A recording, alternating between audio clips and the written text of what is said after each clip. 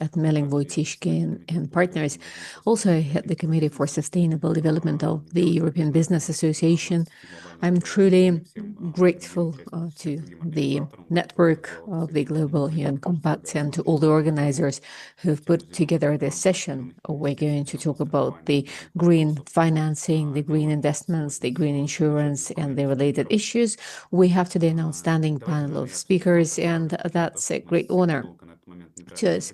Let me introduce the speakers today so we don't spend too much time doing this. Anastasia Tumerov, Web Director for Sustainable Development, Vladimir Korchakov, ACRO, Ivan Brasolu, Executive Director for Sberbank, Polina Leon, Department for Sustainable Development of Rosada, Arseniy Avtukhov, Head of the Public Analysis of Sovcombank, Vladislav Berezonsky, Director for Development, Carbon Zero, Director General of Carbon Lab, Tamara Okromchenishvili, Turicom Insurance Company Director General. And we hope with this conversation we have a great audience of listeners, and I'm sure there are quite a lot of them.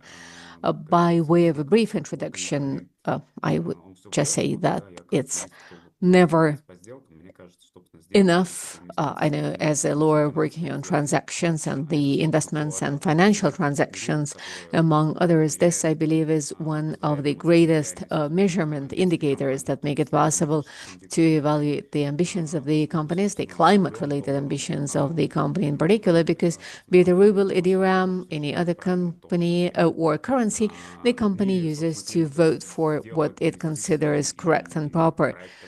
In the world of investment and transactions, we see there are lots of projects. We see the geographical heart of this activity is moving on from the G7 states to China and the Asian region. We see the Middle Eastern funds and companies with sovereign elements are joining in investing into the projects across the world, including the Global South. In the first place, their investments in energy transition, as well as the related areas that focused on climate. They see the formation of a great investment portfolio, the consortium enterprises accumulating huge volumes of money, addressing them to the energy, modernization, construction, electromobility, the automobile construction, and so many other industries. So obviously all these projects are implemented through the combination of the own and borrowed funds. They usually use the insurance tools for such projects.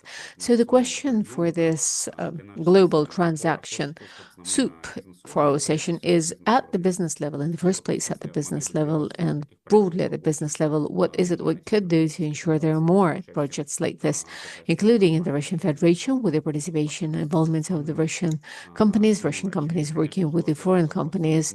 I believe it's quite evident we have lots of facets in answering this question. That's the sufficient stimulating measures, the flexibility, the vision of a business, a clear understanding of what an action or inaction is all about for a company in the context of climate-related risks, the physical and the transitional risks alike. That's reducing the sales market, the regulatory activities, and impact. And so jointly with our outstanding speakers, we'll do our best to work on these subjects and some related ones. In the first place, we'll start with a primary contribution from each of the speakers, 5 to 7 minutes. Better if you could make it 5 minutes, then I'll have a follow-up question. And after the speakers have responded to my follow-up question, taking up to 2 minutes, we'll seek to answer the questions from our audience if we have any. And if we have some time, we'll exchange some additional considerations and do an additional discussion.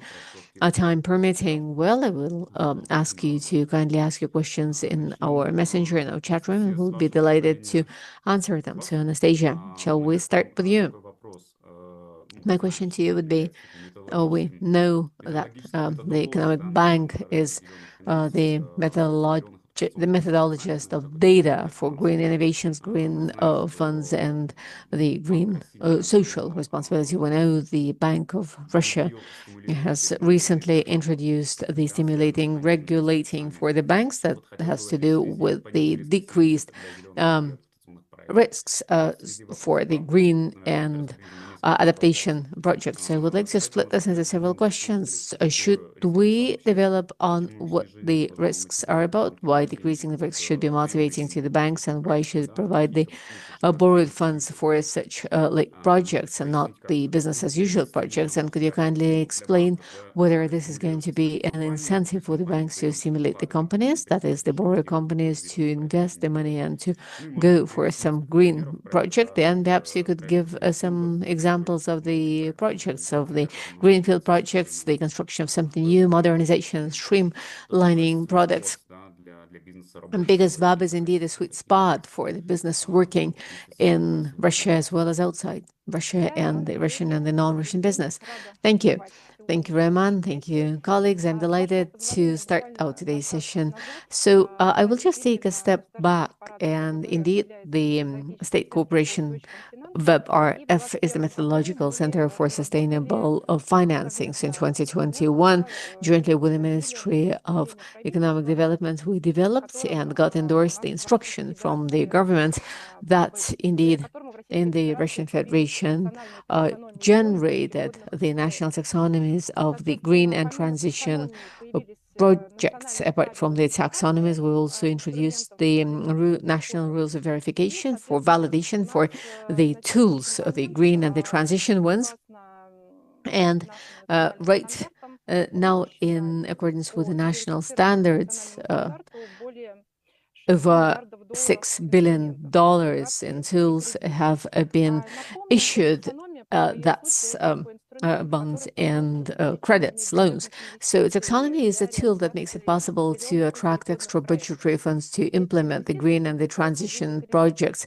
These investments are attracted by loans or credits and bonds. And in fact, in October this year, the Bank of Russia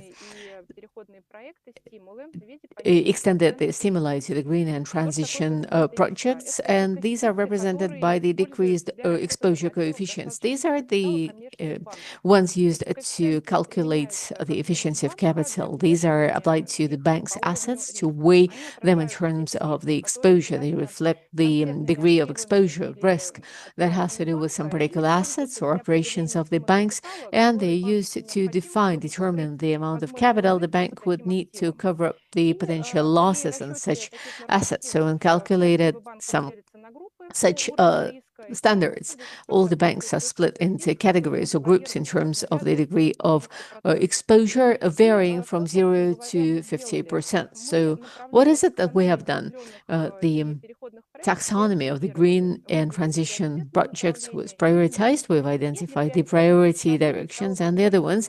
And for priority focus areas, we have become able to apply the decreased exposure rates. This makes it possible for the commercial banks that provide loans for such projects or that buy the bonds issued to fund such projects to save a valuable asset, the capital, when prioritizing this domain. We focused on the following. The domain should contribute significantly to GDP of Russia, that is, incentivize the low carbon development. It's got to be relevant for decarbonization of the Russian economy and should make a significant input into the development of technology and into boosting technological leadership of Russia. Well, in order for a commercial bank to be able to use these incentives, not only does it have to color its portfolio, that is, to highlight which of the projects are going to be the green ones, which are the transition ones, and also it's got to go through an independent verification or validation. That is the validation of the green nature of a particular loan or of a particular bond. When validating or verifying the project, we confirm the compliance of the project to at least one priority domain in the taxonomy and the criteria compliance. And also, importantly, we also confirm the availability of a material, positive, climatic, or social impact of the implementation of such project. Well, apart from the fact that there are the criteria and the requirements of the taxonomy for verification. To meet the stimuli, you have to meet the requirements of the Bank of Russia. So the issuer and the borrower should be the tax resident of the Russian Federation, starting the project no later than September 22, and the funds accumulated should be used in a targeted, approved fashion. So all these requirements are defined in an instruction of the Bank of Russia. The economy of the capital of commercial banks, when using these stimuli, can make 10 to 50%. That's the amount of saving depending on the quality of the loan-related requirements. The bank retains a right to share this discount with the borrower in the loan, which is important. So the size of this discount could be 0.5 to 1.5%. So we believe in an indirect fashion, these measures could really incentivize the companies to implement the green and the transition projects. As an example of the promising projects that could be of interest for the business, I could quote some projects that have to do with energy developments, with the nuclear energy development, for instance, the economy of a closed cycle implementation, in particular the waste disposal and processing related projects. As a development institute, we're also giving much attention to the projects focusing on streamlining the city land transport and the communal networks. Indeed, these are all the priority projects. The implementation of such projects is and can be beneficial not only to the implementing company, but also to the suppliers of the equipment and the components, so that a project like this comes into being, because these projects really create big chains of value added. Like, for instance, when building solar power stations, 60% of the budget goes into the equipment, which opens up significant orders for the manufacturers and the suppliers of such equipment. Besides, there is the agreement on providing the power for the objects that ensure the permanent return of investment. So these agreements really ensure the return of the capital investment and the payment for the capacity provided, apart from the income, through the sales at marketplace prices during the period of 15 years. So such priority projects, the green and the transition ones, could be of interest to the business, to commercial banks, as well as interesting for the economy. Now, to conclude, I'd note that the experience of the Russian Federation in terms of using these incentives and developing these incentives is truly unique in the world. No one except for Russia is using this solution, so would be very happy to share this experience with our international partners. Thank you. Thank you very much, Anastasia. So please feel free to send your questions to the messenger we have on Zoom. I will give the floor to Vladimir, who I believe is going to respond to the previous presentation. Vladimir, representing a company that is a rating agency on the one hand, and on the other hand, as a rating agency, you see a broad picture of the market among the borrowers and among the banks. The incentivizing, regulating, to your mind, relying on decreasing the risk, how is it going to affect the market? I mean, we believe it's going to impact it most positively, but what would be your assessment? Well, the rating agency I represent is not only works in rating the loans, but also it's one of the members of the verified rosters Anastasia mentioned. So we are, among others, a verifier of the actual bonds of the Foreign Trade Bank, Foreign Economy Bank, and of the other players in the market. So, well, naturally, we were looking forward to the emergence of Instruction 220, Anastasia mentioned, and to the new edition of Instruction 1587 of the government of Russia, with the indication of the priority projects. And in late October, in fact, on the 21st of October specifically, we issued our own forecast of the market of the green bonds, the social bonds, the sustainable development bonds. So as of the 21st of October, we were forecasting 74 billion of new placements. Now, it's important that our forecasts are traditionally conservative. That is, we work on the lower border, but at the same time, judging from our current picture, we have still some time to go, and this forecast will be outdone. We're going to arrive at more than 74 billion, thanks to a few major emissions. We believe there will be even more issues emerging until the end of the year, even before the end of the year. Our optimistic forecast was 100 billion rubles. That was the upper border. I don't think we're going to make it there. Whether it's a lot or not, well, in terms of the bonds market, it's less than 1%, so it's both. I mean, it is quite a small number, but at the same time, you consider the bonds market of China. There, again, you also have about 1%. The European market naturally has generally a slightly bigger share of the green bonds, and in different years, it used to make up to 10%. Well, as part of our research, we always compare the dynamics of the domestic and the global market, and naturally, our volumes are not at all big compared to the global market.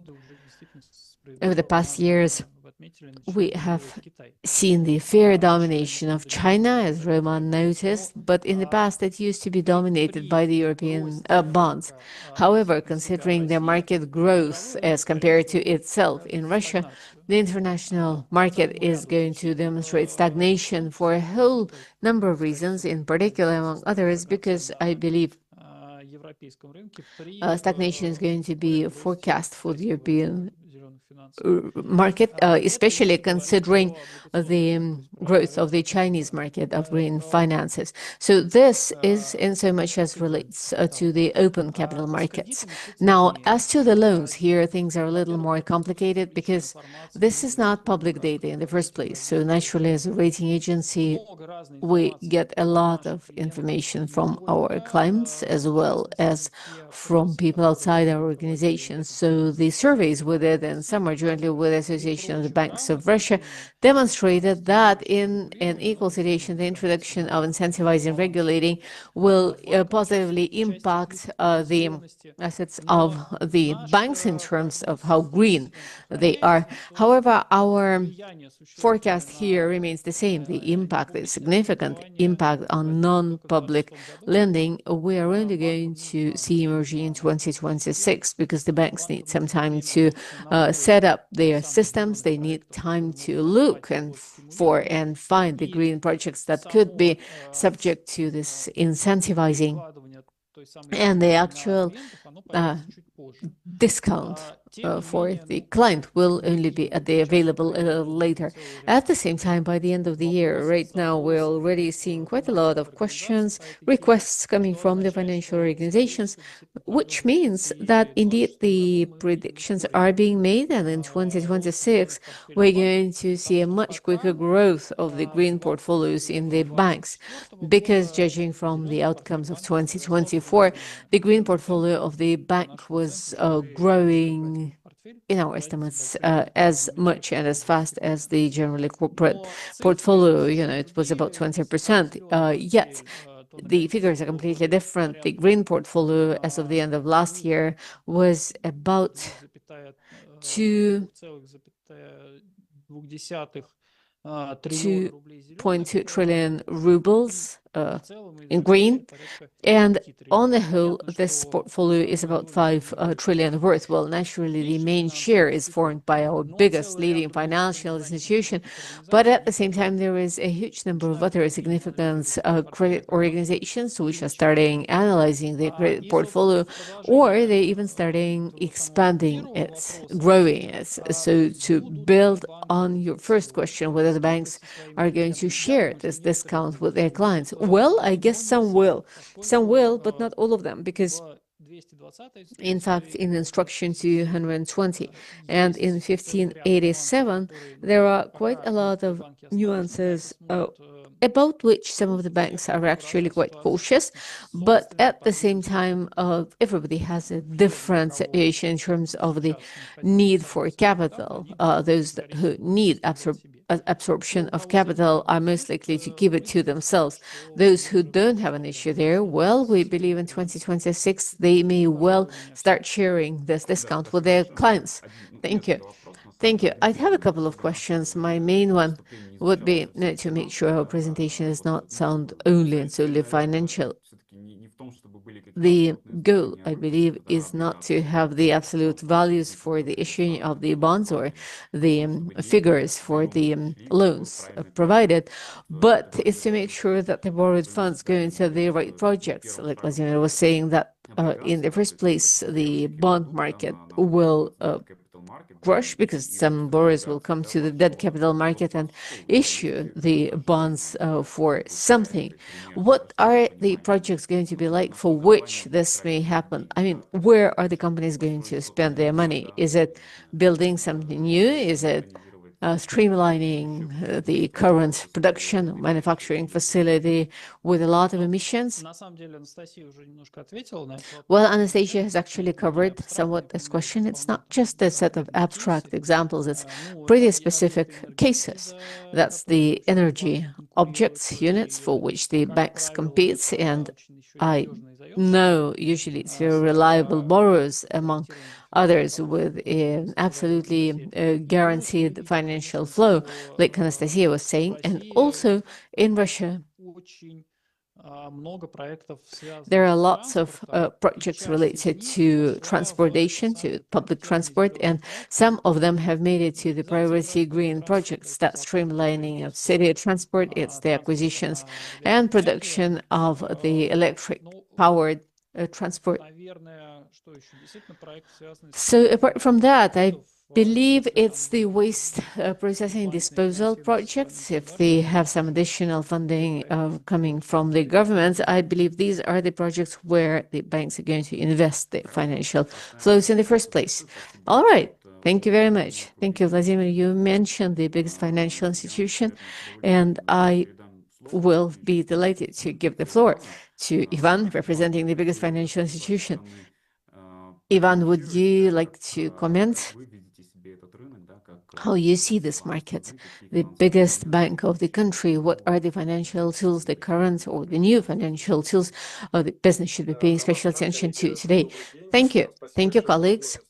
Thank you for giving me an opportunity to speak at this event. And actually, I believe it is critical that the Russian experts, albeit they are working online, that they take place in the global activities. Now, talking of the current situation, well, I believe we ought to express some very careful optimism because on the one hand, indeed, we have seen the events we did not believe in. I mean, we thought the incentivizing new regulations would come out, and actually, even in my bank, as we were discussing this, we had the optimists and the pessimists regarding whether or not it will be possible to issue a new thing like this.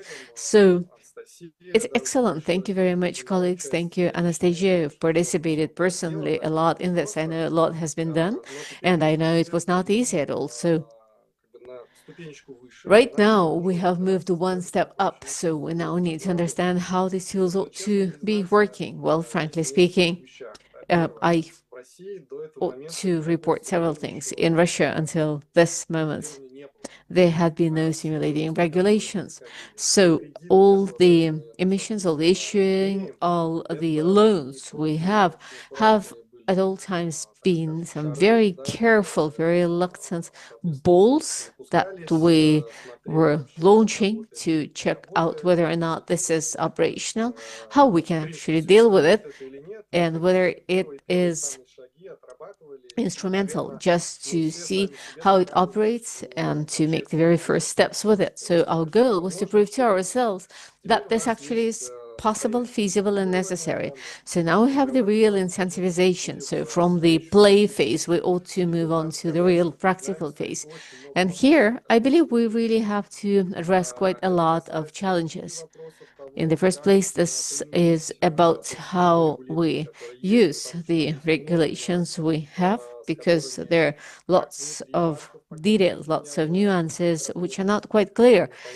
Inside the banks in-house, it's not clear how we work with the validators, how we interpret the requirements that are now set in our legislation. So all of this need to be studied, explored, considered. We might need some additional changes and developments. So I will agree to the previous speakers. This is going to be very long and a very labor-intensive process. In fact, I ought to say that many banks have really confronted this most passionately. They are seeking to understand how this works and what kind of impact it may produce. Now, considering the actual methodology of calculations and estimates, our colleagues at Sberbank have done the calculations, so the figures Anastasia named are very different in terms of the kind of impact we get. That is, let me just be very careful in the way I present it. It is not just slightly different from what Anastasia has mentioned. It's multiple times different from that. So we're going to check out the outcome and to see how this can be calculated and done.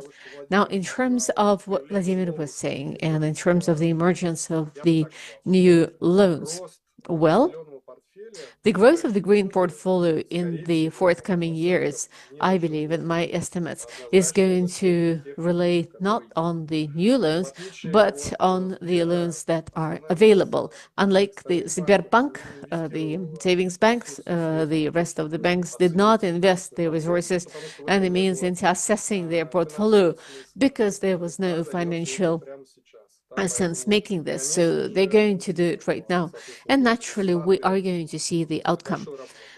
We're going to see the outcome of this huge work. It's quite complex. It is a pretty exacting process, and it's a great thing it's going to happen, because this way we will be able to get more detailed information on what the market looks like. Now, next, the project we see today in the bank portfolios, they are in line with the criteria indicated in the instruction in the decree. Yet, we cannot really state they are all that special, because the company does not do specifically this particular action to resolve this particular problem. So I believe it's more of a positive side effect that we have here. Now, talking of electricity power transportation, there are lots of positive effects that stem from the availability of electric powered transport in the cities. And it's not only ensuring the reduction of the emissions or the non-emission of greenhouse gases at all. So in the future, we're going to face with the need to work hard and to work a lot. And this work, I believe, relying on the experience, relying on how much time, how many efforts it takes to develop the tools, to devise them, and to get them coordinated with the legislation, we really ought to be looking forward. That is, we need to understand what other financial tools we are going to need to be able to address some specific goals and challenges. And actually, it takes understanding what kind of challenges we want to resolve.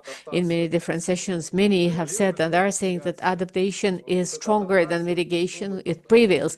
But what is it that we understand by adaptation? Actually, we do not really know we do not really know inside out what kind of projects they have to be, where we start, and what financial instruments, tools should be in place. I believe this is where we really need to step out of the box, the perimeter of every particular company, and to check how this impacts the places where people actually live. Because long term, the economy and the organizations of livelihood, considering all the risks emerging, are going to be the issues we will be needing to focus on and to devise. Right now, we have a few cutting-edge solutions presented in Russia. That's a concept that's now being developed for the natural units. It's an attempt at thinking of what additional tools may be available in order to consider the cost of natural capital and through this to address the environmental issues, the issues that have to do with adaptation and so on. So I believe right now the tools that are available as of today and the tools that are developing are surely insufficient. They are insufficient to address successfully the entire range of economic and climate-related issues that we're faced with. So may I encourage you to share your experience, to get involved broadly as experts into the development of the new tools, the new papers, and only in this way, only through joint efforts, we could really make it to the bitter end. I mean, however grand the bank or rating agency may be, or a development institute, there is no way they can do things single-handedly. So only through joint efforts we could find a way to move forth. Thank you very much. Well, by all means, I do support the idea of joint efforts. And of course, on the level of interbank cooperation, we certainly ought to be working in our community and with the borrowers. I mean, I'm referring to them as borrowers because it's a financial session, but basically it's those who make projects, investing their own funds and addressing their own funds. We've seen how the companies consolidate a certain amount of assets, the intellectual properties, for instance, the expertise, the HR resources through which a project is born, which the company cannot do single-handedly, right? So it's just we step away from the banking community to the real sector. That is what projects we ought to be funding through the so-called green money or the adaptation money. And Polina, I would like to invite you to talk about the prospects of Rosatom with regard to today's discussion, in particular with regard to the funding of the projects of low carbon energy. Gladly, thank you very much. Let me remind the colleagues that Rosatom is, by all means, a company working on nuclear energy, developing nuclear projects across the world. Is a pretty unique company. We take the leading stance in the global nuclear energy market, and we bring together in our portfolio the entire chain of nuclear energy, from uranium to the production of nuclear weapons, to the construction and the exploitation of nuclear stations, and to the closure of the nuclear power stations. So this is a pretty unique situation, which is great.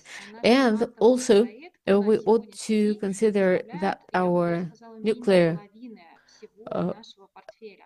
projects make up to half of our portfolio. In fact, Rosatom is not an atomic company. I mean, of course, the core of our technology is an atom, and it's the atomic technologies. But of course, the priority of our strategic horizon for 2030, 2050 is to create products for the better life of people. That is in our strategy. We have the proven green quality of our product line. So that is the way it's stated. And our product line really includes a huge range of all kinds of domains of focus and activity. It's low carbon energy. Apart from the atomic energy, we're also developing solar and wind energy. And we work with the waste, nuclear medicine. We have the international logistics and the sea logistics. We have lots and lots of different kinds of businesses, and right now we are represented by over 100 domains of projects and areas of focus. We have seen for several years the rule whereby our line of products should indeed meet the green requirements, both domestically and globally, because in particular we work at international markets among others. Now, why is this important to us? I am not going to conceal that by all means. As a company working in the international market and as a leader in our industry, we do believe it's important to prove it, to demonstrate our leadership in very different areas and on different occasions. So participating in the global energy market, when it turned out everybody was discussing the green energy transition, we were very careful and attentive to the request of the international community, and we started jointly with our colleagues under the international projects, we started doing our work to check and validate the green nature of our projects in atomic power. I mean, clearly, just to remind to everyone, this is the kind of energy that has the lowest carbon imprint, carbon trail, which mean alongside the renewable energy. So it surely takes and should be taking a place among the in the list of promising energy sources. So this is stated in all the papers in green taxonomies, for example, and thanks to VAP, the Foreign Trade Bank, we were included from the very outset into the list of the green types of activities. In fact, to us, it's important reputationally, but also we right away saw a great opportunity for us for the future to boost the commercial attractiveness of our projects.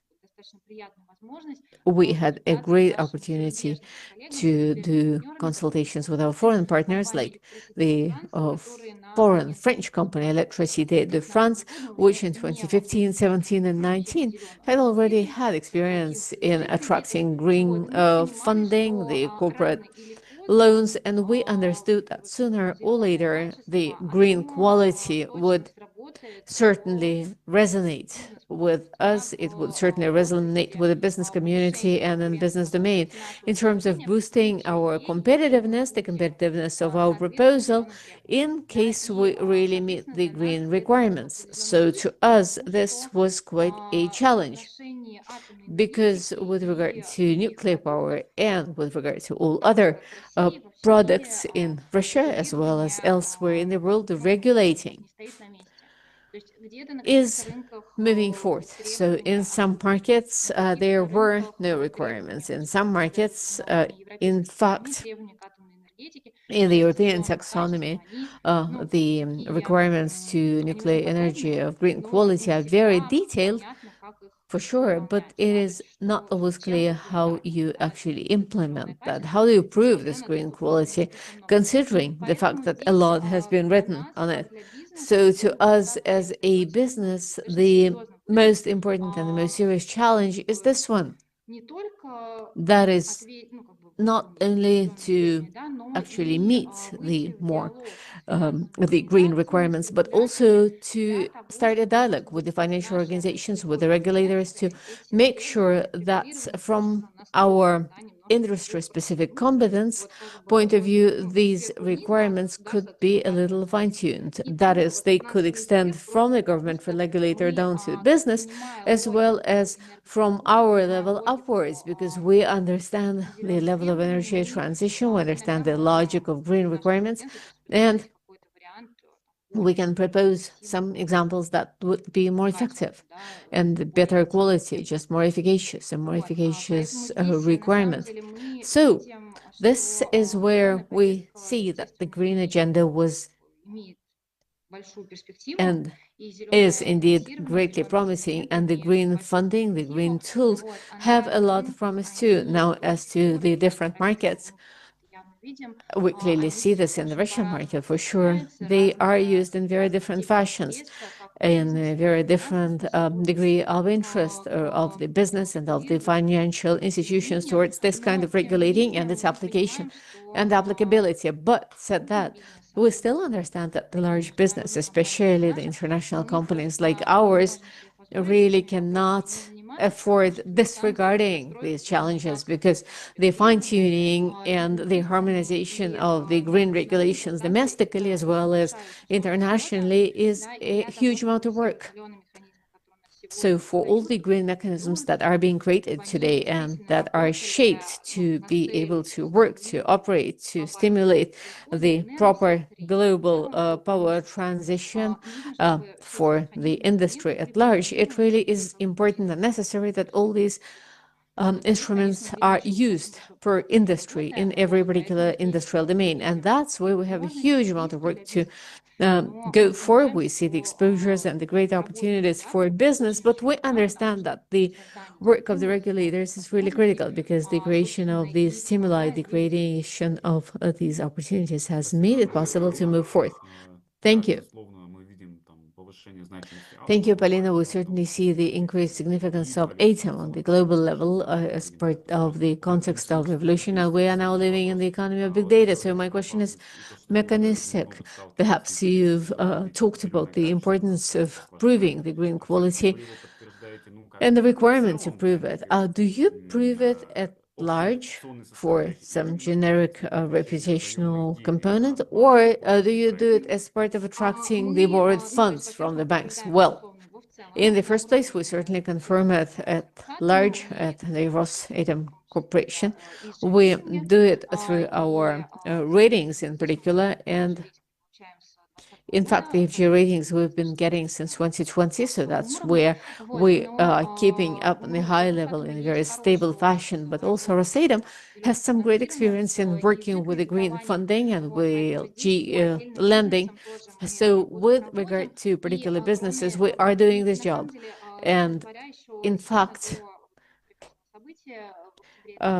in October, the year we're talking about, just before this great event, all the Russian banks sent their survey screening the quality of the borrowers. So we're used to working with such like surveys and requests regarding, in fact, the fact whether or not this trench is an ESG or not. I mean, we're used to filling in these questionnaires, but the ESG and lending are available for us for our nuclear projects, for our peaceful energy, for the wind energy as well. We've had two green issues for the Russian market, and also we have the loans for our environmental projects, which obviously, of course, are quite convenient, are quite easy to understand for the financial sector. And besides, quite obviously, we have another stakeholder here who for many years in regular fashion has been asking us quite tough questions on sustainable development, checking out our ESG quality, coming out with the site inspections. These are our foreign clients. In fact, every year, every half a year, we get them at the level of contracts. I mean, sometimes we just exchange the best practices and models, but sometimes it's the contracts, the requests for the approval of compliance of the entire supply chains or the product group to the requirements. And we have a pretty sound experience of site audits when we work with the foreign clients. And it's not just a questionnaire of a tough rating agency. And it's not about proving the quality of G quality as part of taxonomy. It is a week of continuous everlasting work out in the field, and SG audit is done continuously. We do it, not only Western clients do this. Oftentimes we have these requests not only for nuclear projects, but on the side of the international market, we actually see the growth in the interest for green quality, and it's all about money as well. I mean, you either get your green quality and you get the revenue, or your clients, you lose it to a greener manufacturer. So it's about retaining them. Thank you. Let's go back to the bankers for a second. Arseniy, I'm going to gladly give the floor to you. We know you love all kinds of innovative financial instruments. So, I mean, the innovation nature can be actually different depending on the project, because in terms of the bank, we're not talking about the new projects, but about the existing ones. Now, considering the prospect for the borrowers, that is the companies, we understand that almost all the large companies have a debt that in fact will never be paid completely. It's getting refinanced. So all the companies have lived through the height rate period, and they've had to attract some funds. So right now, I believe the rates are going down. So the companies are very likely to get refinanced, and maybe they could join some SG companies like the green ones, not necessarily only the green ones. We know where you have the regular monetary flow, you've got to securitize them. That is, you have to issue the bonds supported by the flow. So this can be quite creative. Could you kindly comment on your stance, how you see this market, and what you think should receive the greatest attention of the financial companies? Thank you. Thank you, colleagues. Well, indeed, as a representative of the financial sector, I do agree with the points made by Ivan already. The key impact here will be coming from the refinancing or from the staying of the loans already provided. Now, as to the SG subject, it's got to do with the period of high rates indeed, and with the slowdown of the lending in Russia. We have seen that the lending has been going very fast for the past several years. Now the lending is slowing down, and clearly under such conditions it's going to be attractive for the bankers to replace the loans now without regulating, with their loans with regulating. I mean, it's a combination of the dual effect that is, it's going to produce a special impact on the ESG lending market. Now, another important thing is the growth of the share of the non-systemically important non-credit organizations. That's the big and the medium-sized banks. We remember 2022, the share of the systemically significant organizations in this market was up to 90%. Until last year, this was evaluated as about 50% presence, so it's gone down significantly. I am expecting to see the adaptation going on in the banking system, stimulating the banks to regulate. And in the meantime, all the technical stages will be taking place, and this share will still persist. That is, naturally, talking of refinancing, many economic agents understand only and solely the banking loan, although there are quite a lot of ways to refund your own debt with the borrower, even as part of one of the segments of bonds. You've talked about the securitization of transactions, and Anastasia actually inspired me and made me feel very happy when she remembered about the agreements on power supply, which many regulating companies are using. So, in fact, the green transaction with the use of this mechanism has already been implemented before the stimulating regulating was introduced. That was in 2020. It was a transaction for securitization of the flows from two Astrakhan electric power stations. This transaction was called So For Us All. So jointly with my colleagues, we structured it, and it indeed was the only experience, the only transaction in the Russian law with the green securitization, and we were lucky to get to do this. In fact, securitization is a very hot market in Russia right now. As we can see, the non-mortgage lending over the first 9 months of this year have exceeded the situation over the past 4 years. In the first place, this got to do with the macroeconomic infrastructure. As the economy is slowing down, the central bank is seeking to bring out the systemic risks. It reinforces the limits, and the lending for the banks is becoming less profitable for the banks. So in the securitization instrument, they see how they can optimize their own capital. I believe this is going to stimulate all the economic players, all the participants of the market to go and use the new approaches and to go and see the funds they can invest into the new financial tools. And as all the technical stages are gone by, the ones we have discussed, as we see the main impact from the implementation of the system using these G credits or loans. Well, I believe these are the trends we can see shortly in this market. And also, I certainly am going to be delighted to take any questions, to do a discussion on this. And let me call on you to ask the most acute questions. Okay, thank you. I'm not going to ask a really acute one. But my question number one would be, when you talk about the green financing in the first place, we need the borrowed funding, right? That is, it's the money the bank gives to the borrower companies or to the owners, the borrowers who buy the bonds. So the green bonds are the targeted funds. That is, the company may receive the funds for the construction of one object a day, for instance, right?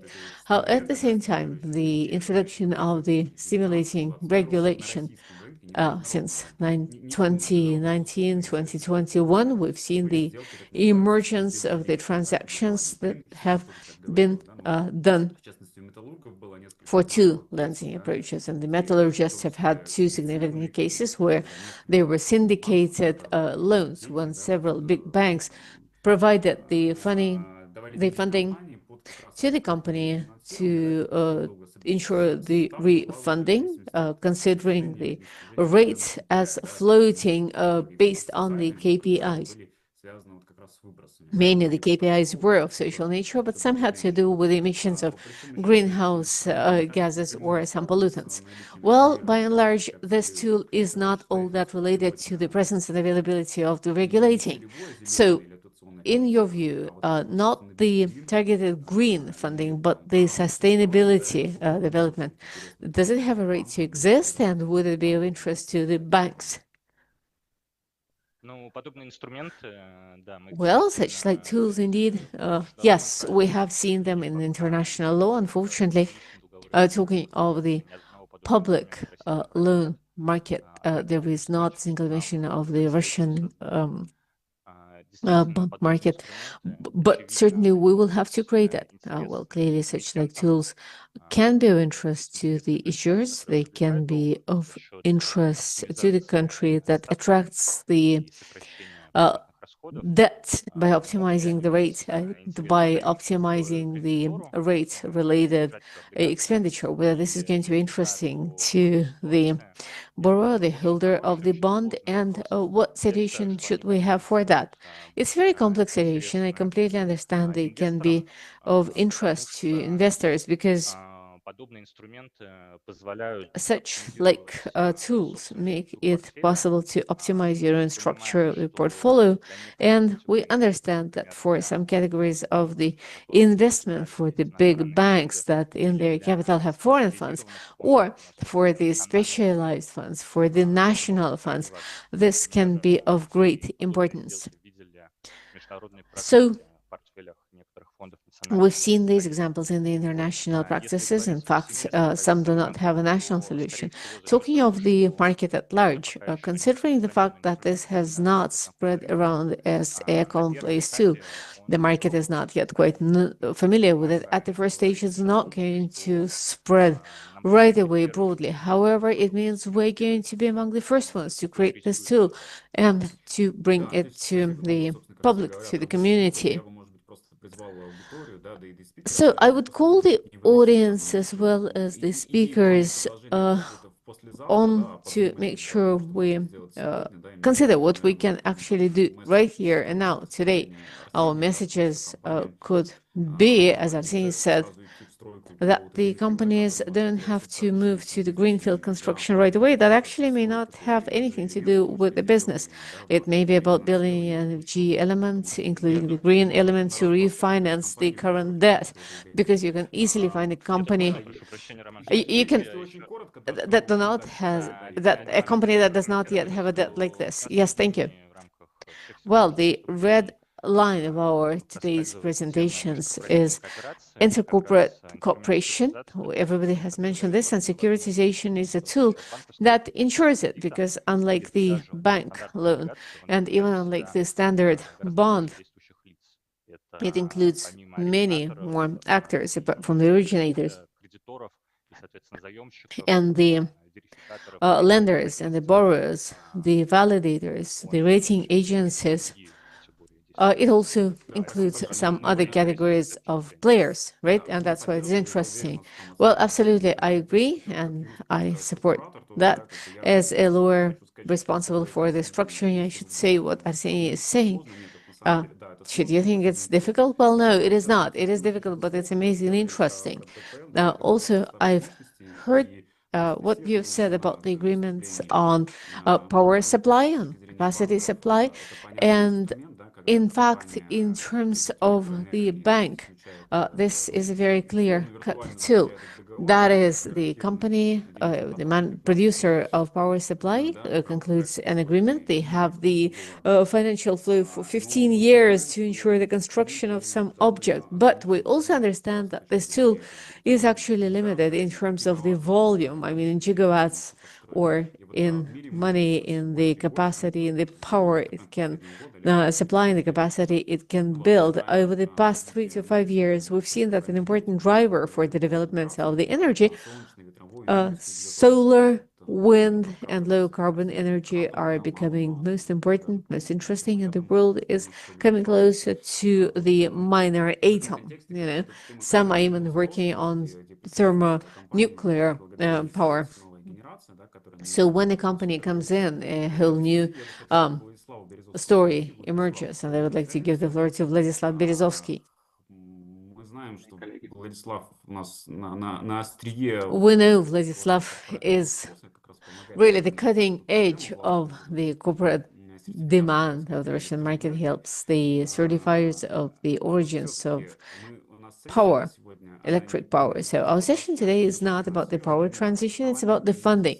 It's about investment and insurance. So, Vladislav, what could be done now without waiting for the federal loan PSG? What could the company do? I mean, the different energy generator companies and the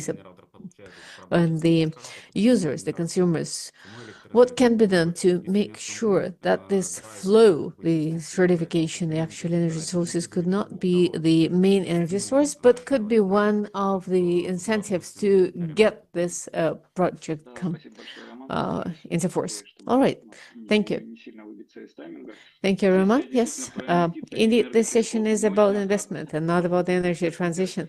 And I'm so glad to see that all the speakers focused on energy, which is important considering the contribution of the energy market made into the emissions. So yes, energy transition is important. Now, power supply agreements, everybody has mentioned here before, and I would actually like to somewhat shatter the picture. It is a very clear thing for the banks. At the same time, considering the research that were made in stage one of power supply agreements, we saw that the banks, in fact, were not the main consumer, the main buyer of this mechanism, and the cumulative payments to service this mechanism that the producers had to confront are quite compatible. So if our rate is going to go down for such projects, we will certainly be able to build more, and that is going to be excellent. In terms of corporate investments, a lot has been said about the bonds, the loans, and the rest of it. We also have another trend, the voluntary demand for the acquisition of electric power. We have a few global initiatives, like, for instance, in the States, the RSTO, and many global companies have actually joined these initiatives already, and they are in fact positioning the goals to transition 100% to the green types of energy by a certain period of time.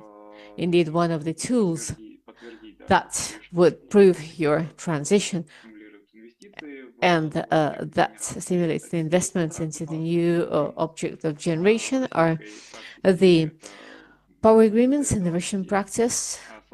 we indeed have a free, non-binding bilateral agreement, but most importantly, in many markets, it's either the pure power supply markets with no uh, capacity, or the capacity does not involve any additional payments like investments, as the way it works in this country, which creates a bias. So in other areas, we have heard from the consumers of a lot of cases when you have the power station construction next to your door, next to your house, or you build one next to the existing power station.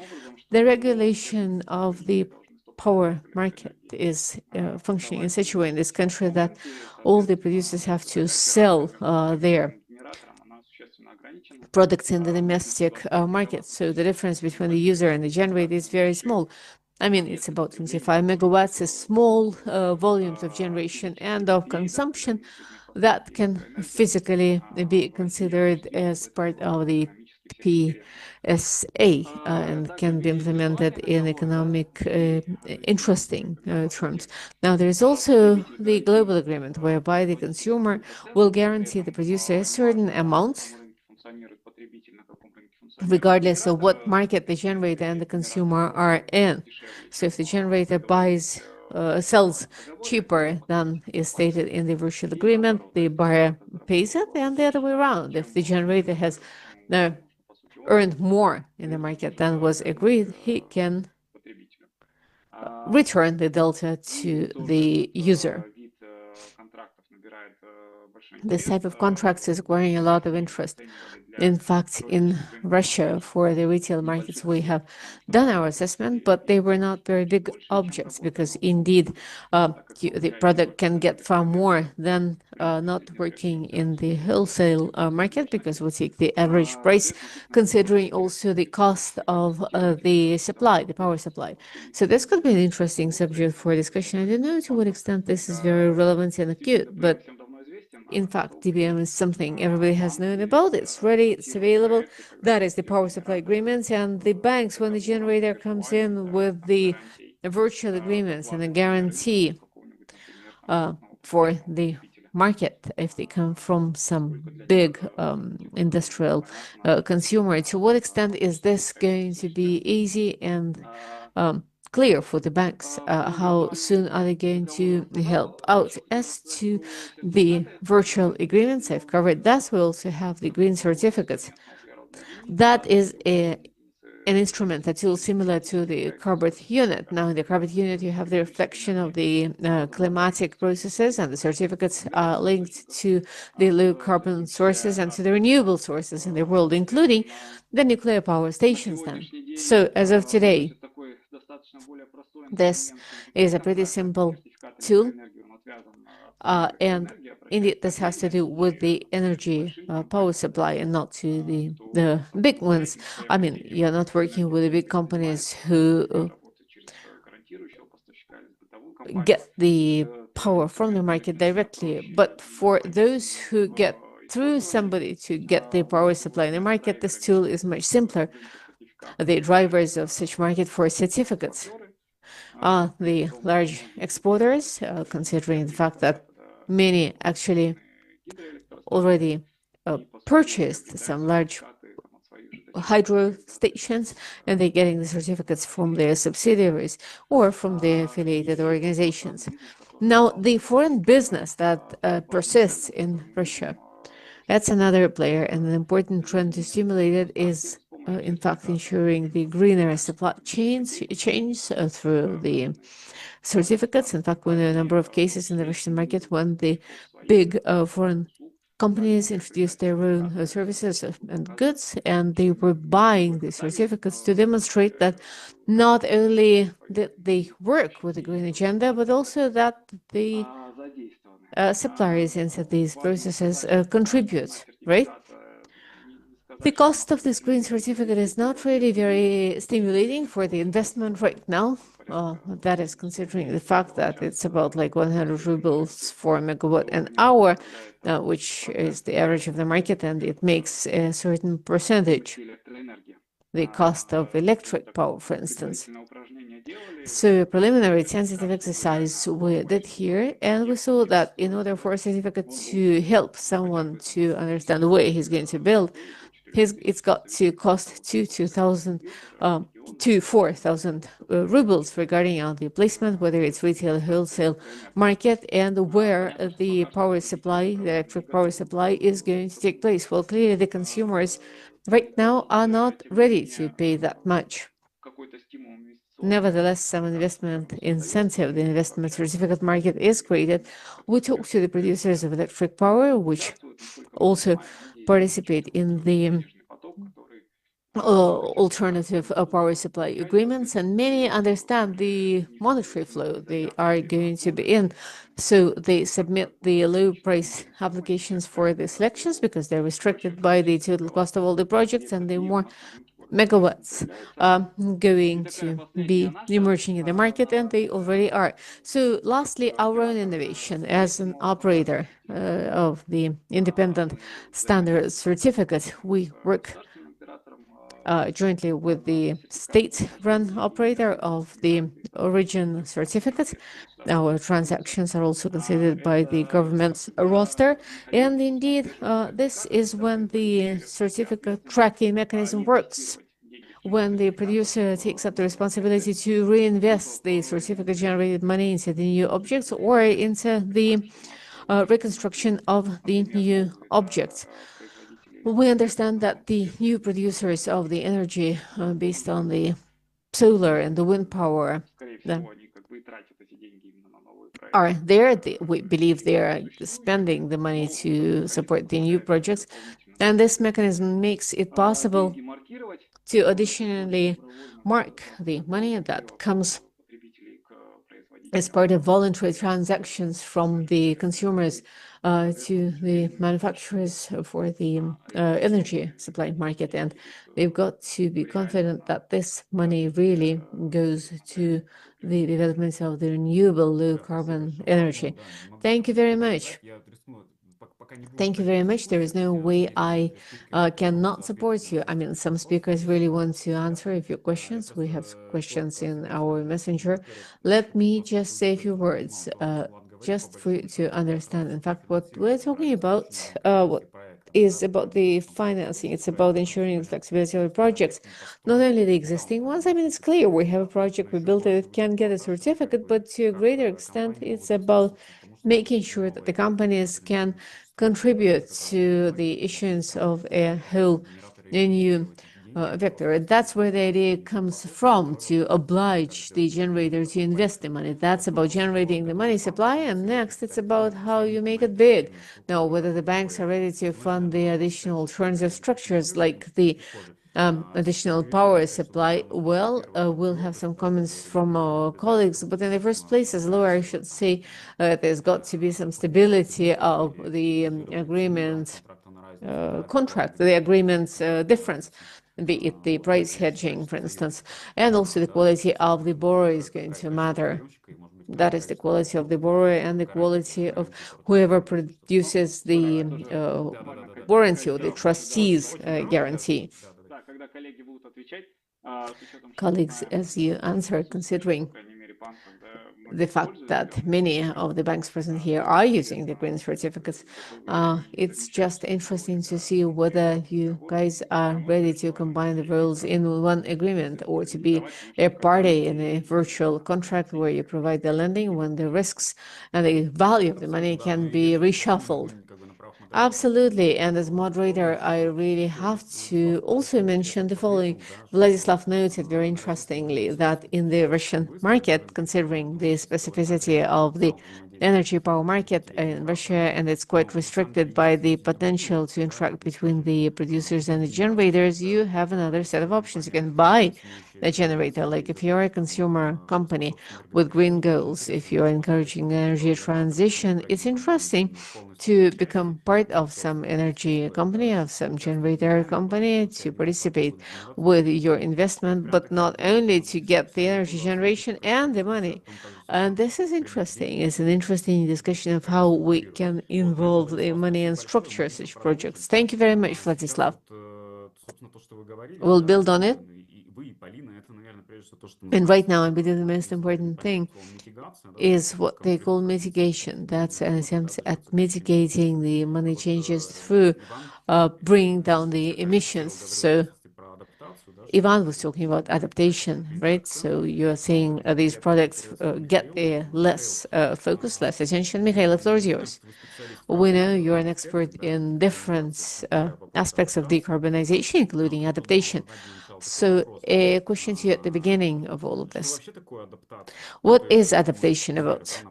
Could we have some examples, like 2 to 3 examples of what it is like? And could you help us understand whether it's correctly or incorrectly stated, justly or unjustly, that adaptation is unforeseeable? That is, for instance, it's a contingency, right? Like we see the sea level rising, so we understand we've got to do something with the consequences. But here, the bank building project is not interesting to the banks because nobody makes any money on it, right?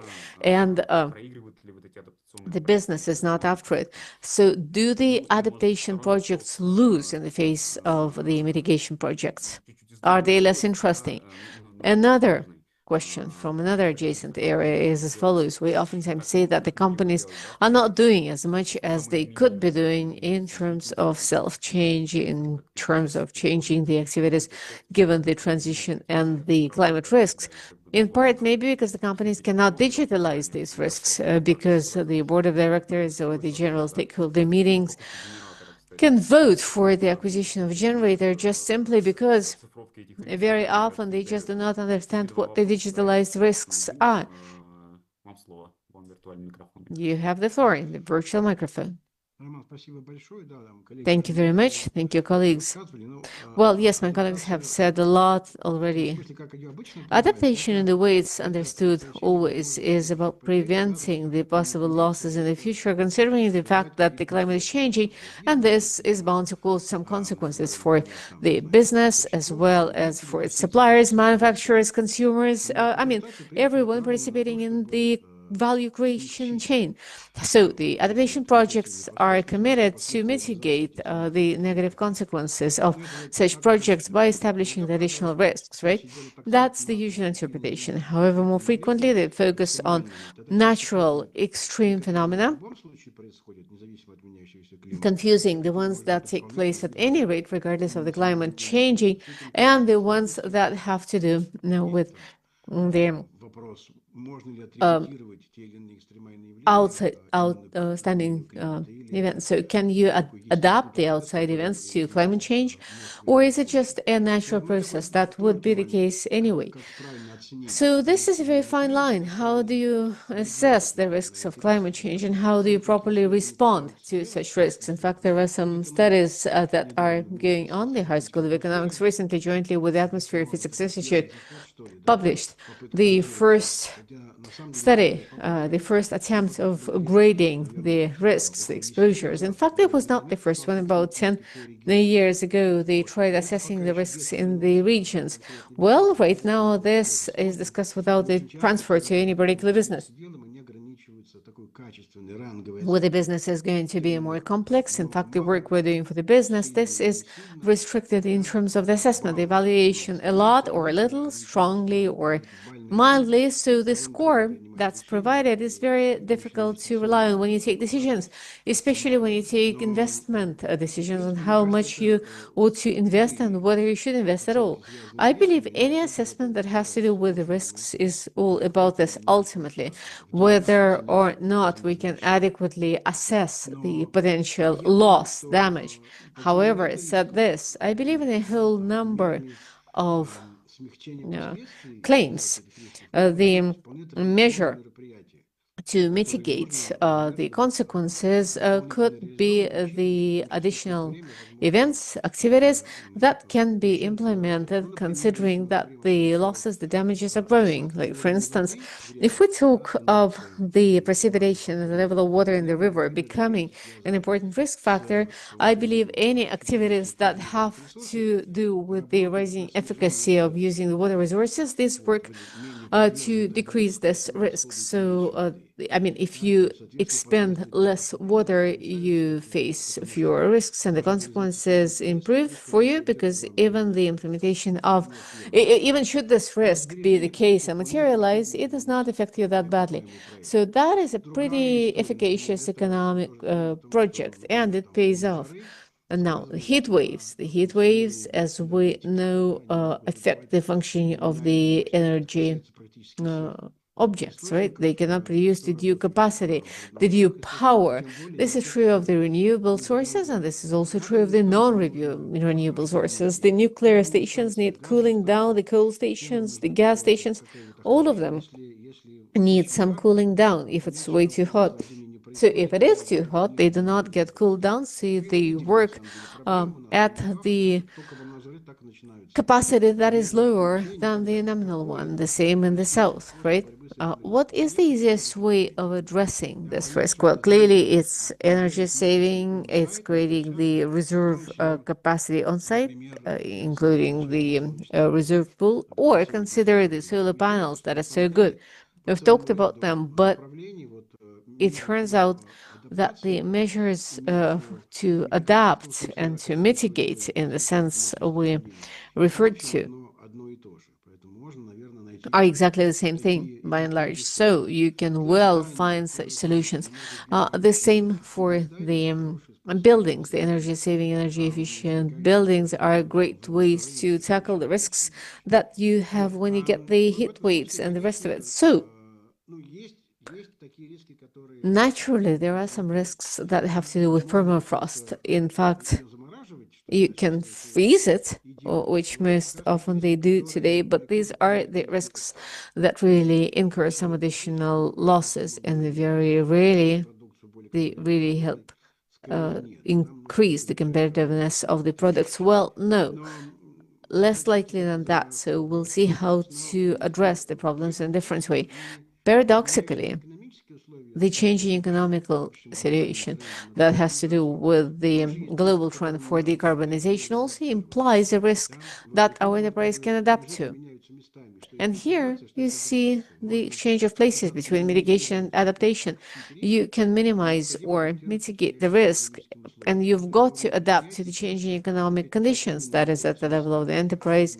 These two terms just change places, and I believe it's important to consider this.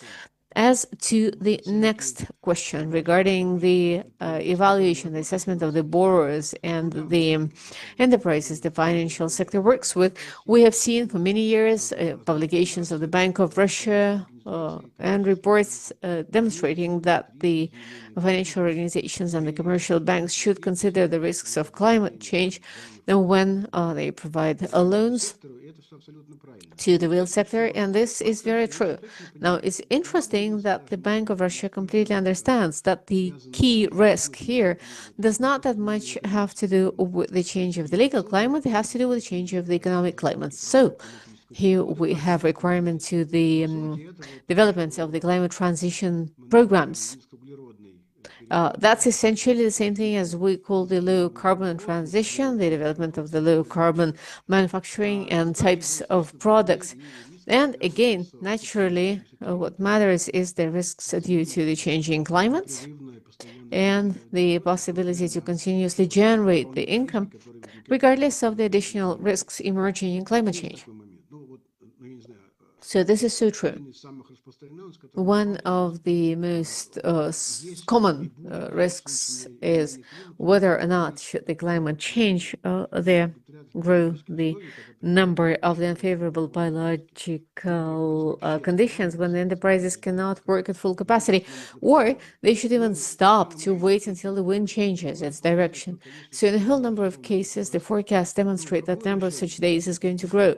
Now, what's the solution in this case? Well, the solution is to move on to more environmentally friendly types of activities, to use more environmentally friendly technologies that have less to do with the impact on the environment. That's an interesting combination, because you're addressing the challenge of adapting to changing climate, but at the same time you do the environmental activities, but you do them twofold, twice as many. Now, as to the toolkit, well, no, there is no such thing as the universal toolkit, although the Bank of Russia is working on this and it already has some considerations, but you can also use the approach to the assessment of the climate resilience of the borrowers, which we produced for the Moscow Stock Exchange when we had to analyze the resilience of the security issuer reliability, dependability. You can actually do a rating ranking and evaluate not only the responsiveness and susceptibility of the company to the climate related conditions, but it's also about the ability to function under the condition of the climate changes that has to do with the change of the climate, of the economic climate, among others, and the presence of the decarbonization programs and the adaptation and the rest of it. So I think this is an important tool. It's a suitable tool we can use. This year, for the very first time, they had the commercial use where N plus asked to evaluate the climate sustainability in this set of indicators, which we did gladly. As a first step, I believe it could be recommended to the banks. They could check it out using this assessment. Certainly, the biggest bank of Russia has its own approach to the assessments of the climate resilience, sustainability of the borrowers. But other banking companies, especially the ones that do not have this range of opportunities in their hands, they could also be recommended this tool. Thank you very much. Let me see if we can summarize this a little bit. I'm sorry I've got to break in because we have some interesting questions and I really want to have the time to ask them to our speakers and to have enough time for Tamara to share her contribution. So what you mentioned is really important, especially considering the fact that many climate risks are taken as something looming at the horizon, not very clear what it is, but someplace the sales are going down, or some activities are going to be suspended, or there's going to be some very aggressive regulating in the key markets, or the marginality is going to be affected. Indeed, I believe this is clear, and it's important to digitalize this. As a corporate lawyer, I know there is a thing which is called the duty of the public authority bodies to act in a reasonable way than to evaluate the action or the inaction. This is to discuss, and this may overlap with what Tamara is going to say. Tamara, my question would be to you now. I mean, we've talked about the financing, we've talked about the projects, the mitigation projects, the energy transition, the adaptation projects Mikhail talked about. As an insurance company, you work mainly with the risks. So what are the risks that you can see in business and transition, and how does the insurance industry help address this, and how can the insurance company help the companies to decide for doing more green projects? Tamara. Hello, colleagues. Well, indeed, the insurance company is one of the representatives of the financial institute, and it participates directly in the current situation. It is susceptible to all the climate changes. I will be speaking from examples. For example, the natural hazard risks. Mikhail mentioned this already. We see that the frequency is growing, not only the frequency of natural hazards, but also the scale of the loss, the damage incurred in the context of wood fires, earthquakes, floods, hurricanes. And for an insurance company, for the insurance industry at large, it means the number of insurance cases is growing, and therefore the size of payments is growing. Now, quoting the statistics from the Bank of Russia for 2024, the overall payment volume due to natural hazard coverage made up about 13 billion rubles. This means that the risk is there, the risks are growing, and the insurance companies really have to respond to it. I will tell you more of how this should be responded. But in any business, you understand that it's important to ensure the sustainable, uninterrupted activities, to ensure the continuous growth of a business. And insurance is one of the financial tools that makes it possible to do this. However, we ought to understand that insurance is not about the charitable organization. It's about some partnership. It's about cooperation with the representatives of the business community, of the customer representatives, in particular risk management. Because even if you take some project in renewable energy sources, the green energy in the first place, when you get a project for analysis, the attention is given to the geography of the project because the insurance companies also do their analysis, the statistics of damages and losses in terms of the risks. That's the natural hazards, the climate change, and they do play a big role here. So in risk analysis, you consider the geographical aspects, you consider the parameters introduced at the design stage. And in fact, the insurance company has an opportunity to get an additional consultation. You have a risk engineer, the insurance company, that makes it possible to analyze and evaluate the technical sides of a project and to provide some additional recommendations in terms of whether there are some vulnerabilities in order to reinforce the project in terms of how protected. In fact, this is how we can say that the growth of the insurance industry, with the encouragement of the insurance-based economy, is towards the adaptation of insurance products. If you split all the projects in the ESG concept, starting with the E factor, that's the environmental ecological factor, I would highlight a special interest in liability insurance due to the potential pollution of the environment. We see the events that have taken place. It doesn't really matter whether or not they were insured, but these are not some blurry risks. They really do take place in real life, and the most important thing is to protect the interests of life and health of the third parties. So legally, it's about the expenses you get.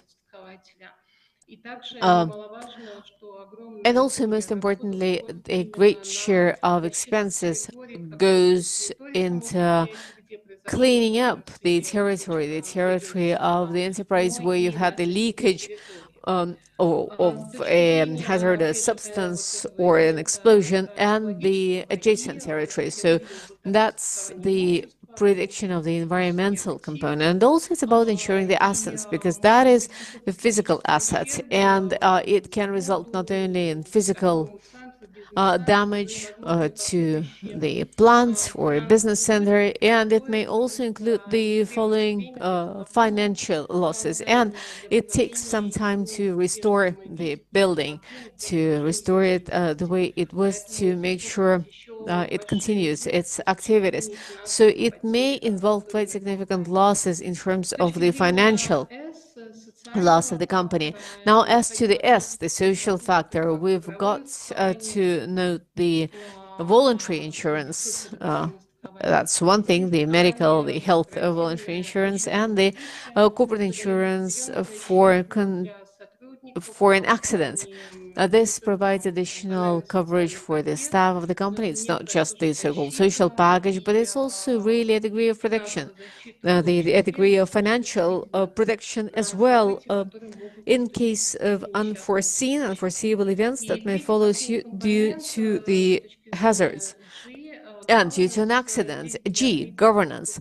Well, here I would note a product that, in fact, is growing and acquiring more interest from the business today. That's ensuring the liability of the people in office, the officers, because any new conduct project, new investment for the administration and the management of the company means the formation of a new strategy. So when the decision is taken to endorse a new strategy, you may well miss evaluating some very important factors, undervaluing, underestimating them, or that could cause significant losses. So that's about ensuring the liability of the directors and the administration of a company that will make it possible for a company to ensure its interests in a way that the management is not that vulnerable. This product protects the interests of the directors, the leaders. It also protects the interests of the members of the board. So any new technology has to do with the further change of the legislation. We see some trend here. And in fact, this is going to be the growing responsibility for the director and the managing board of the company, where you've got to discuss a new strategy related to the new technologies. We believe all of this is linked to the climate change, to the need to adapt to the changing environment. And strange as it may seem, insurance is not beyond or above the changes. We continuously participate in this because every day we get the surveys, we get the risk analysis that demonstrate it, and the analysis available right now, the data speak for the fact that indeed right now we may not have yet reached the absolute extreme, but statistically we see the likelihood of the growth of the frequency and the scale of the losses is going to be higher, exceedingly higher. So it really is important to ensure collaboration, to ensure the collaboration between the representatives of the insurance company, the client representatives, to make sure we jointly work out the measures that will make it possible to mitigate some particular risks. Now, when an insurance company issues the recommendations, it does it to highlight the weaknesses and to strengthen them through ensuring the implementation of the recommendations. Thank you very much, Tamara. I think this was a very valuable deep dive into the world of insurance. I believe all of us expect that as part of the context of the climate, the green economy at large, there may be some products that have to do with the property risks, like for instance, if solar panels get burned, or if they're stolen, or if you get the environment polluted. But the liability of Director General, of the CEO, and of the board members is not that obvious, not that predictable. In fact, this overlaps with what Mikhail was speaking about, and where I took it up as well. That is, if a company takes some investment decision and votes for it, it may well lead to something that is not quite perfect in terms of the economy of the company. And explaining to the arbitration manager that we voted there because we were fighting for the client is going to be quite difficult. So our role is to help to make sure that this liability for business judgment is not that obvious in the context of the climate, but it is an important factor of why companies can be more dynamic, and why and how they can be afraid of initiating the real changes, which may be the case when you have a stakeholder company. Let me steal some more time from our speakers and our listeners because we have a number of questions. So number one is a question I would ask to the colleagues from the banks. Arseny, Ivan, maybe you would have some comments to add. My colleagues are asking, can the banks take carbon units as collateral? If not, does it have to do with the fact that the carbon units do not have a clear-cut legal status, or is it because the carbon unit has a very low liquidity, at a given moment? And here, an interesting one would be also about liquidity.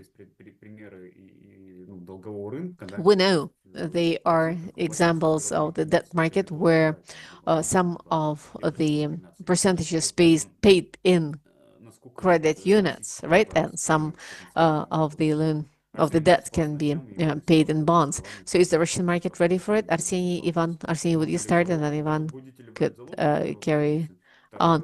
Are you going to accept carbon units as collateral? And also, are you going to get your credit part of the coupon in carbon units? Well, no, for now, carbon units are not accepted as collateral. I mean, I've never heard of this, at least.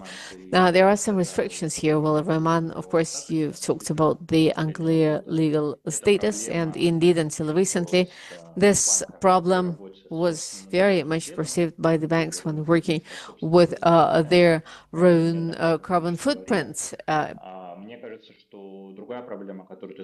In the context of carbon compensation. The other one, the other problem, that of liquidity, is far more material and tangible. Unfortunately, the size of the carbon market does not make it possible, even if you have a wish and the law to do so, to use it as collateral. This tool cannot be as collateral because for any major corporate loan, you simply are not going to have enough carbon units to make sure this collateral can be used. Even some of the generators have it and they're ready to pass it on as collateral to the bank. I am not quite sure how the bank can use this volume to compensate for its own potential losses and damages, because clearly it's obvious that we cannot see the demand for this kind of option. Well, I think this supplies actually bit. There is no demand. I mean, this is what generates the liquidity issue. There is no consumer that could then resell the carbon units, right? Ivan, would you want to comment?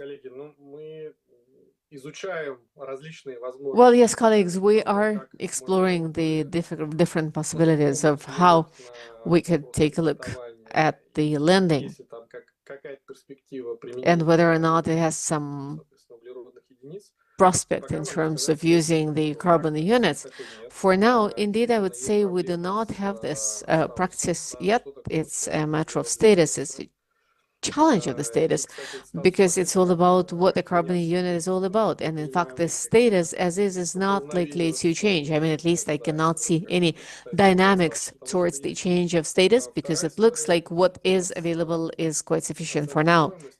Now, a whole different story is the evaluation of its value. That is, how much is a carbon unit worth and what is it going to cost? In fact, I would like to get you back to all of our discussions.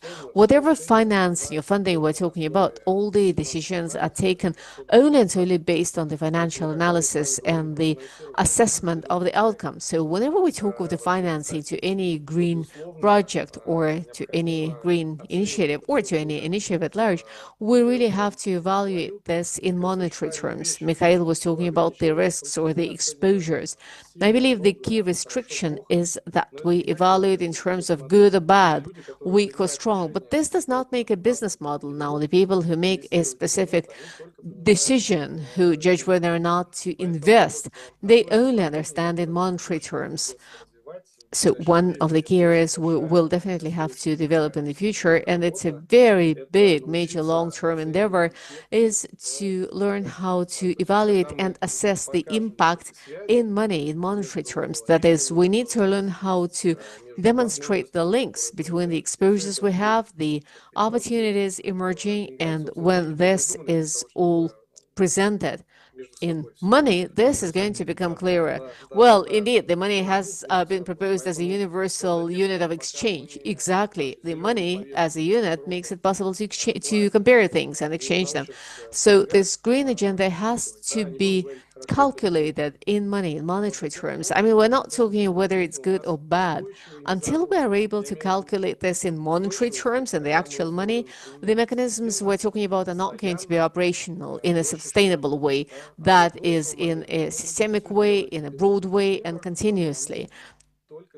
So until then, we're going to do this in one of modes based on the will of the one of managers, administrators, and as soon as the will changes, and you've seen over the past 5 years, so many things have changed completely, just upside down.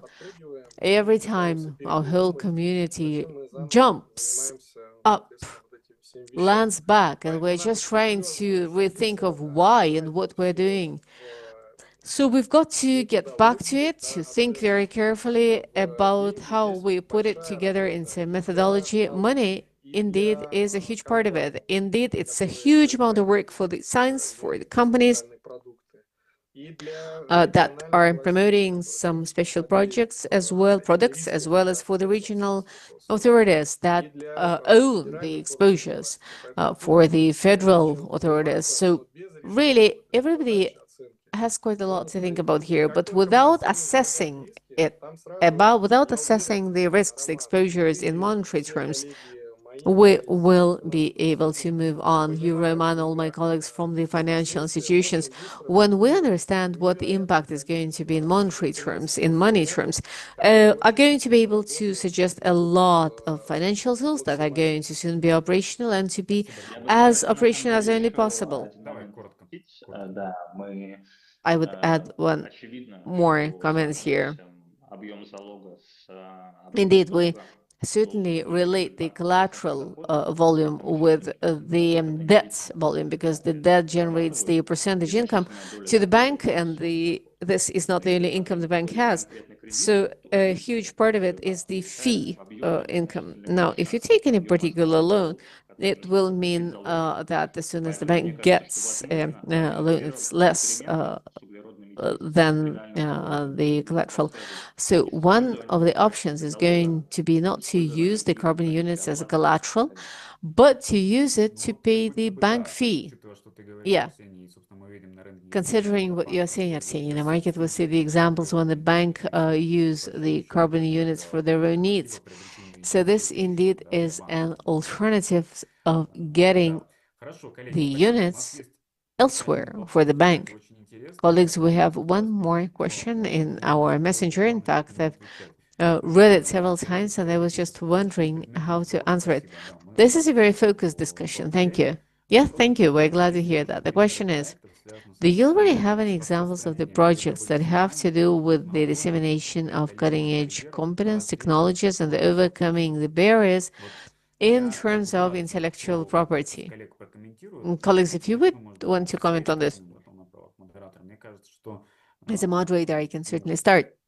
любой проект, ну, то есть, условно, вот откроем I список, believe да, any проектов, project, you just take самоориентированных, any инновационных, для социальных, для любых, project that он makes part of the полагает taxonomy of the green ones, the высокие social ones, implies the use of some технологии. intellectual Здесь есть какое-то property, право right? на Because запись, there is поэтому always some technology, there is some right holder, and there's got to be the right of the users. I mean, the goals in terms of climate, of course, do imply a lot of intellectual property. Technologies may be created as part of such projects. Somebody may provide the rights for such technology. Let's take the automobile industry. I mean, it is clear that we always have some IP provider that gives the rights to the enterprise. There are the examples like this, or take the generation, the additional capacity agreements. You know that many industries, many productions have been constructed as joint ventures, so where the Russian partner will give the partner the joint rights to the intellectual property. For now, this is my only comment. And also, I mean, Ivan offered an assumption whereby if you digitalize the exposures in money, the rest will just get shattered. My colleague says if you digitalize in money the value of the company, if it demonstrates its green nature and its sustainability, resilience, that's good because you have an immaterial asset growing as well as all the other assets growing. Well, certainly the company acquires a whole different flavor, so that's a whole different aspect. That is, how do you evaluate and assess the good, sustainable, correct, reliable, responsible nature of this business in accountability terms, in accountancy terms, in terms of IP as well. Vlad, you can see your comments. Well, yes, you've covered some of it. I mean, it's hard for me talking about intellectual property, but considering what Anastasia said first, indeed, the investments into the generation is important. That stimulates the development of other industries and the development of technologies and expertise and competence. I just wanted to highlight that this is not because people are doing too good. We have the mechanism of the additional capacity agreement, the localization. That mechanism since 2018 or 2019, you can no longer buy solar panels and just import them and place them under the agreement of additional capacity. No, 70 to 80% of your equipment has to be localized. And this certainly affects the cost of the projects, but at the same time, it does help develop the technologies domestically in the country. And it certainly is not only about the energy transition, it's also about the energy security it is developing. Well, indeed, I mean, it's not a matter whether it's because of a positive or a negative background. It's because the companies share the risks and the income, the profits. So there is always a player that has the IP that's the anchor for the product, right? And the other just the follow suit and joins in. Right. No, I'm just saying this is indispensable. Yeah, that's what I'm saying. So the program for additional power supply agreements is indeed what generated it. It's very visible in the automobile construction, electromobiles in the cells, the pools, the charging infrastructure, lots of collaborations of different companies, of the leading producers, the European, the American, the Asian, the Chinese ones, in terms of the intellectual property and how it can be shared.